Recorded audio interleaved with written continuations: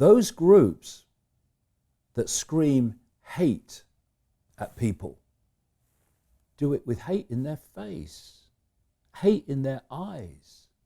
You see, another great irony is that these groups, I'm not talking people in general, I'm talking these particular groups, what I call hate groups, and they are hate groups because their modus operandi is to get people like me hated by the public, thus they're hate groups. But what they're doing is pointing at me and saying racist.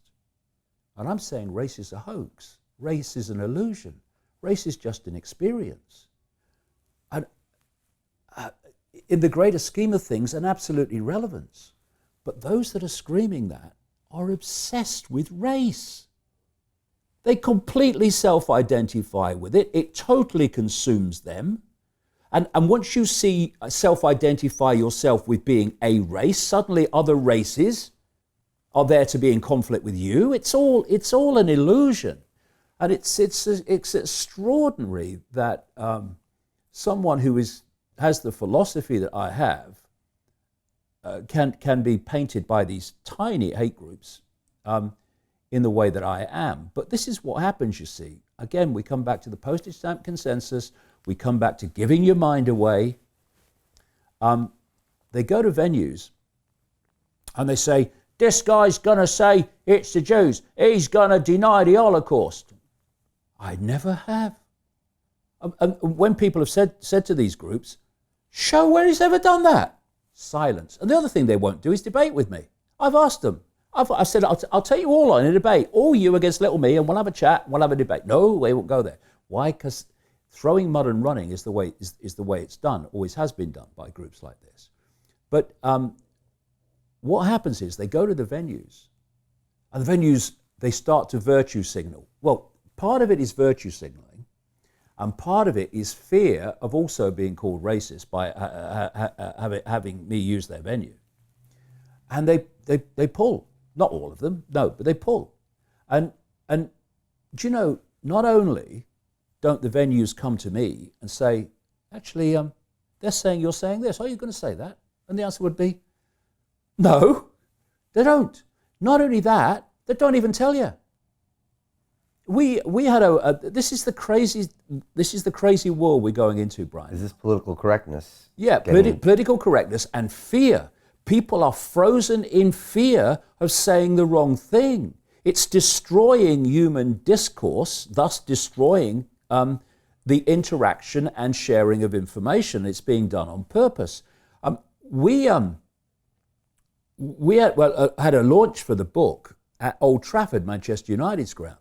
And the reason we went there, supposed to be a couple of weeks ago, 3 weeks ago, was because the Lowry Hotel in Manchester had pulled the event where it was first on the very basis of what I've just said. We read about the fact that it had been cancelled in the media. And that's the other thing, the media play an extraordinarily important part in this. I'm looking on the internet when the Lowry Hotel in Manchester pulled that book launch. I'm seeing a headline in various newspapers on websites, including the Manchester Evening News, Coventry Telegraph, ITV television. Hate preacher David Icke's event cancelled by hotel. They had taken a press release from the hate groups, completely lying about me and my views, and repeated it. And I contacted them, and I said, before I call my lawyer, will you just send me all the evidence you have that the headline's true? Gone in minutes. 2-3 minutes, gone. Taking it down, because they have no evidence. It's repeating. But you see, even journalists are terrified of saying what they should be saying as journalists, which is, hold on a minute. What do you mean you want to stop this man having a public platform? Well, whatever happened to freedom of speech?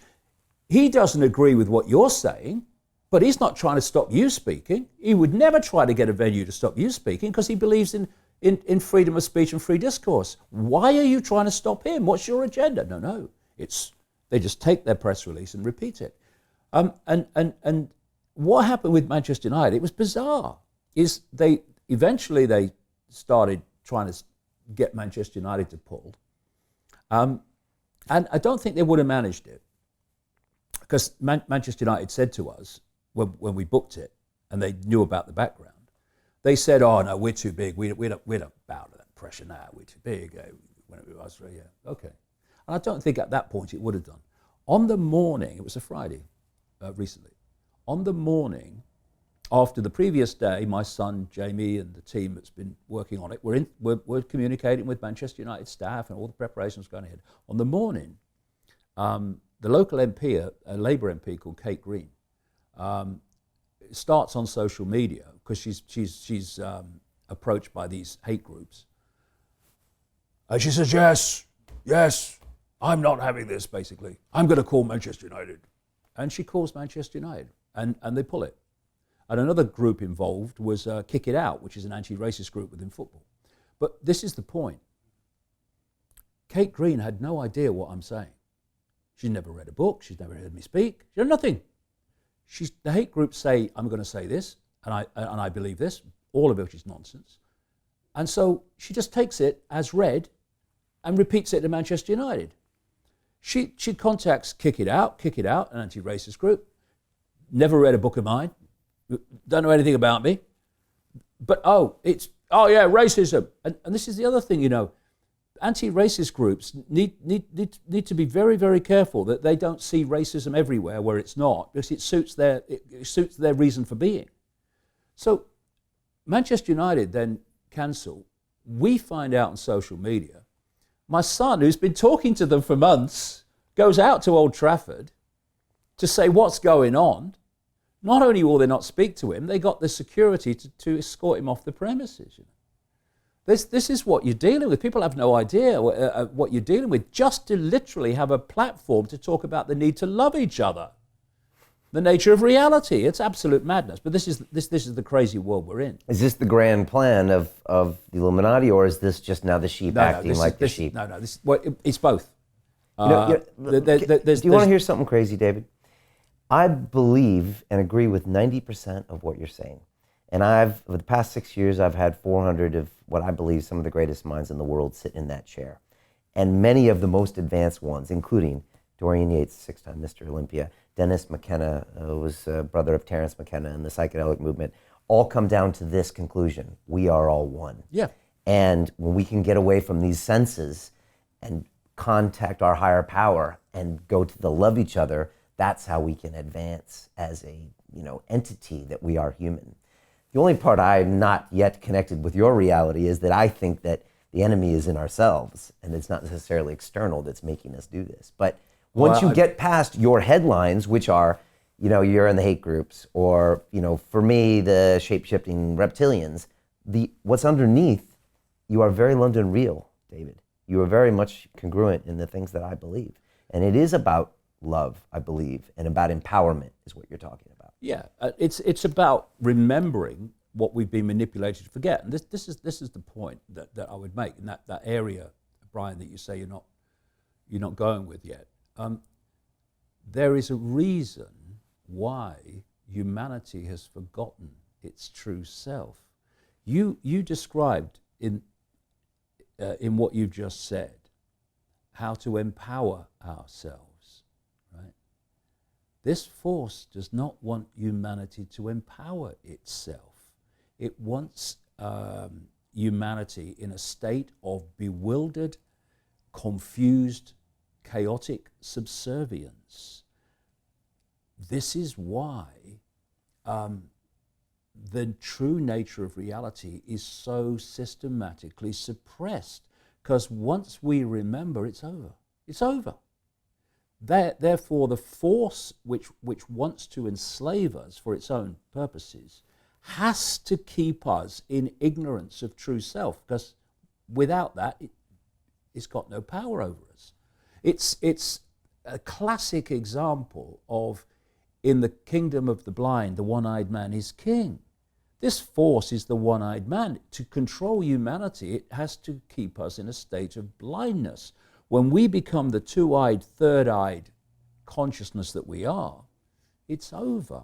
That's why the control and the nature of our true self are connected, because one must stop us remembering that. This is what religion's about.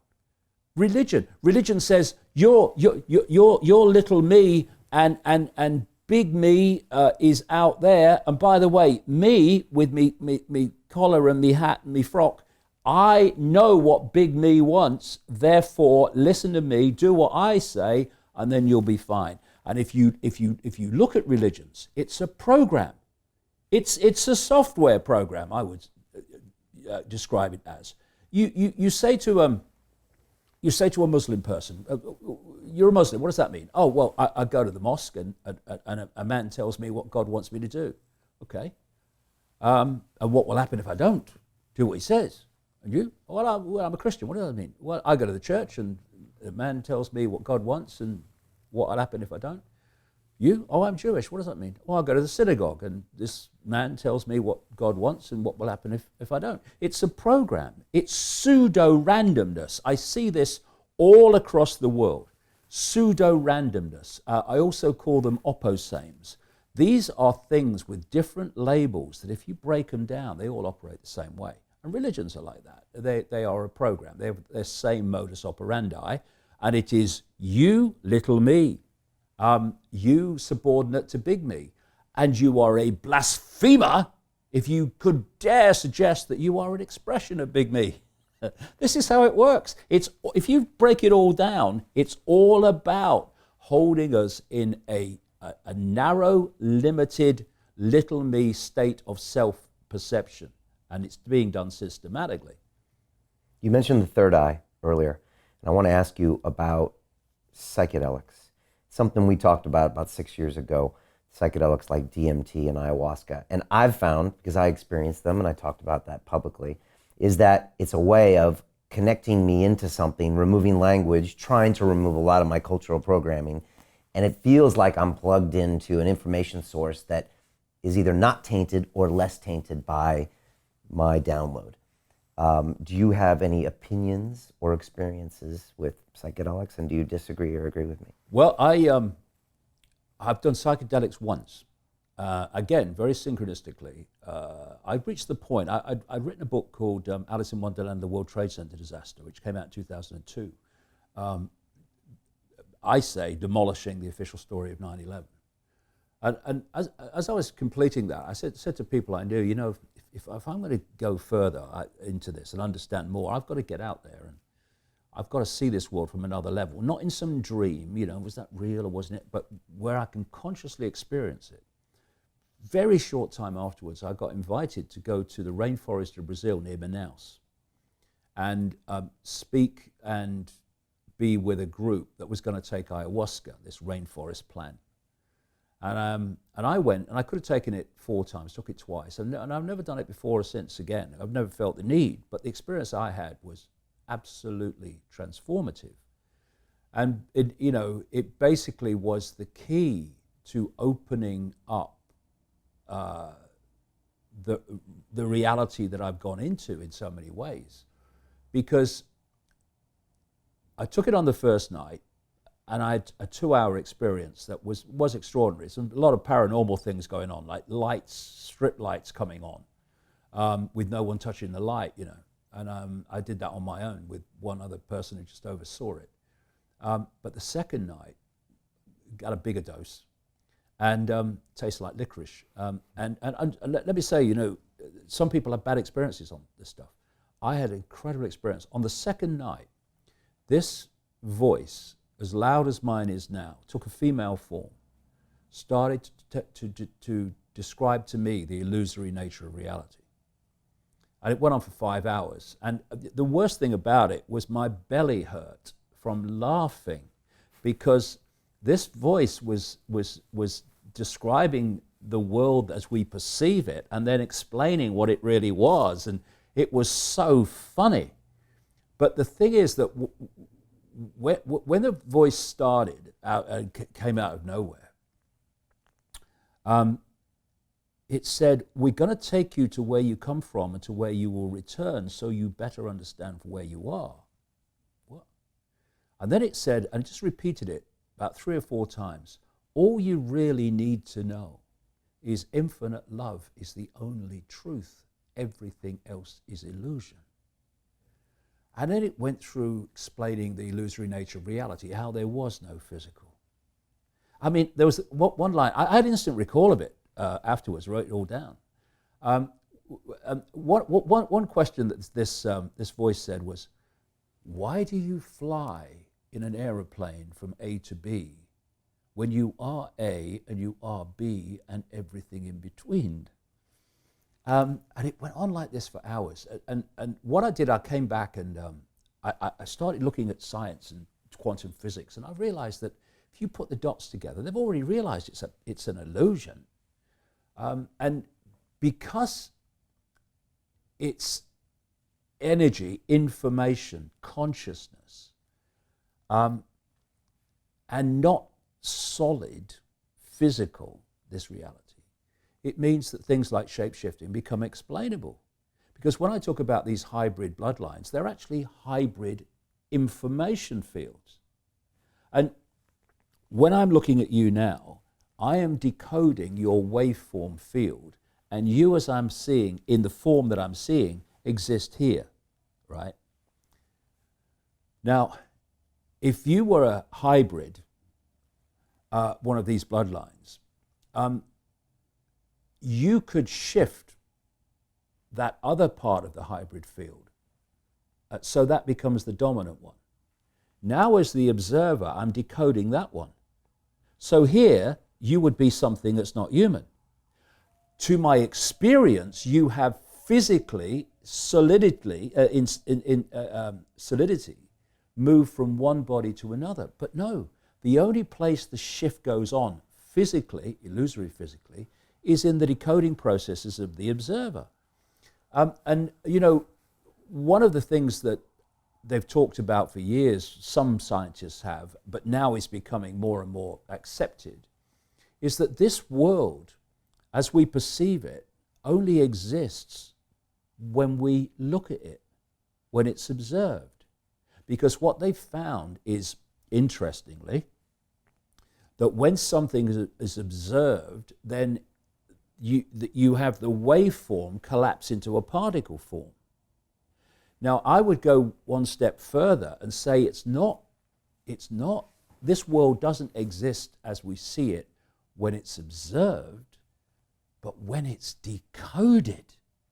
And the act of observation, the act of focus triggers that decoding, that world. So this world as we perceive it literally only exists in the form that we perceive it when we decode it. And so you get, it's one of the things I talk about in the book. There was a book came out in the 1990s called The Holographic Universe, written by a guy called Michael Tolbert. Very interesting book. What he'd done, he went to mainstream scientists who were convinced that this world was holographic. And we hear a lot about this now. I was writing about it a long time ago, a lot about this, the world's holographic. But so we live in a holographic universe. No, we don't. We live in a waveform information universe. The hologram is what we decode the world into from that, like a computer decodes Wi-Fi onto what we see to what we see on the screen. Anyway, what one story in this book that Michael Tolbert tells was when his father had a stage hypnotist along for a party at his house. And he describes how this hypnotist had this man sitting in a chair like you, and I think his name was Tom, and he put him through the party tricks by manipulating what? Manipulating his perceptions. And therefore his reality changed. But anyway, at one point he said to this guy, Tom, he says, when I bring you back to a waking state, you're not going to be able to see your daughter in the room. So then he leads the daughter to stand right in front of her father. So he's looking into her belly, right? So he then brings him back apparently to a waking state. And he says, can you see your daughter in the room, Tom? Tom's looking around. He says, no. She's here. Can't see her. the hypnotist goes behind the back of the daughter, puts his hand in the small of her back and said, I'm holding something, Tom. What am I holding? And Tom's going, well, you're holding a watch. Obvious to him. His daughter's between him and the watch.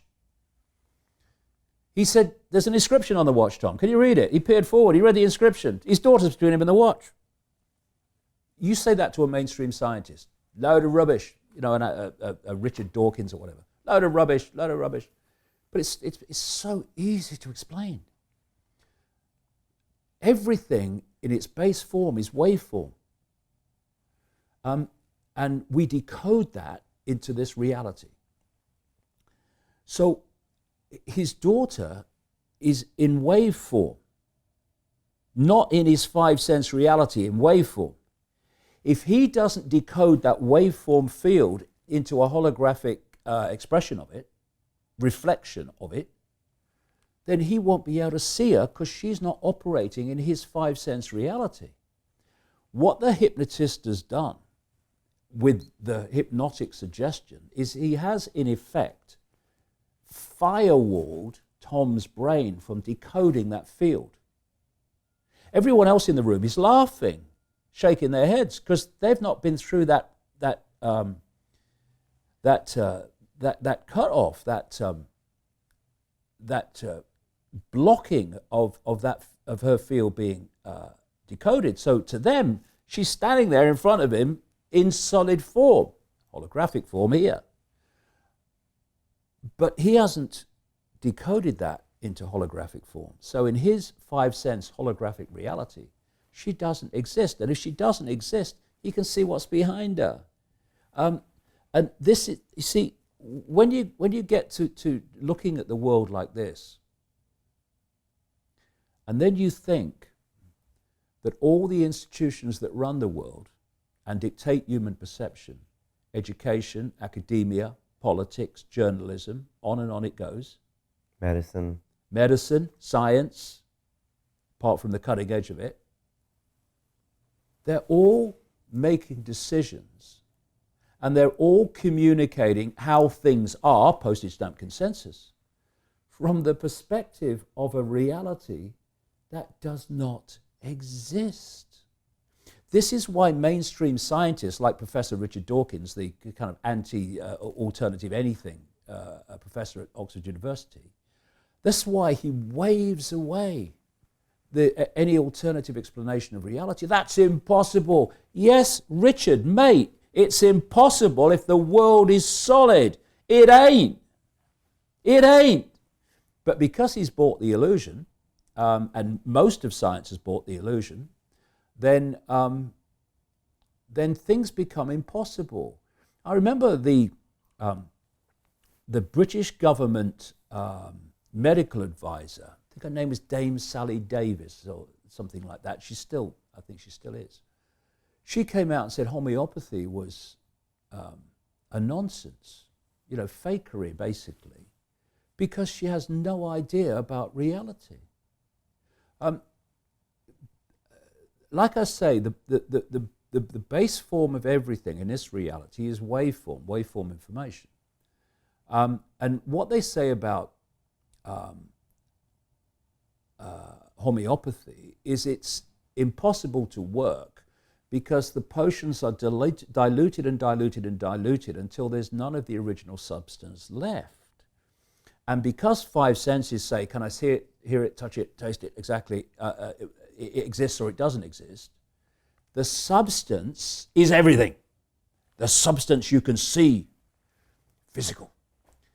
There's an organization in Germany called the Aerospace Institute in Stuttgart, Germany, which has developed a way of photographing information in water.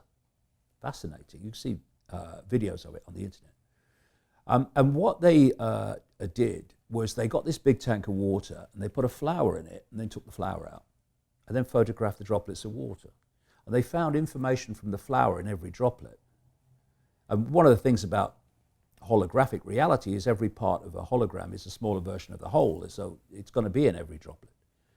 And then they got people from the local community to come up, and they got another tank of water, and they got little dishes with their names on. And they got each of the people to take 4 droplets from the tank and put it in a dish with their name on. And then they photographed the droplets. What they found was that each 4 droplets were different from the other 4 droplets of everyone else, but the 4 droplets from each person were virtually identical. In other words, just taking a droplet of water and putting it in the dish had impregnated that person's energetic influence upon the water in terms of frequency, vibration, information. So what homeopathy is, when they dilute the substance until there's none of the substance left, what is left in the water is the waveform information of the substance, just like the waveform information of the flower was in the water droplets in the tank after the flower had been taken out. And it's the waveform of that substance which interacts with the waveform field of the body, and if it's done properly, can balance it out and bring about what we call harmony, the opposite of dis-ease, the opposite of illness. But because you see this chief medical officer who is making decisions about what people should have and vaccines and all this stuff, is absolutely clueless about the nature of reality itself, and thus waves away homeopathy on the basis of she doesn't understand how it operates, and therefore how it can work. And you find this with mainstream science everywhere. If they can't explain it, it can't be happening. Right. But when you look at complementary ways of treating the body, they're invariably waveform level treaters.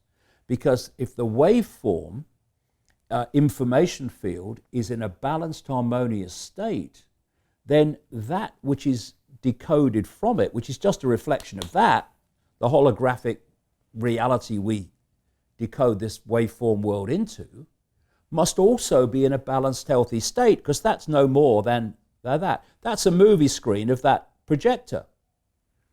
And so people say about modern medicine and mainstream medicine, they never treat the cause, they always treat the symptom. But how can they treat the cause when the cause is in the waveform level of the body and they don't even accept that exists? All they're left with is treating the symptom, which is the projection of an imbalance in the waveform level in the holographic decoded version of reality.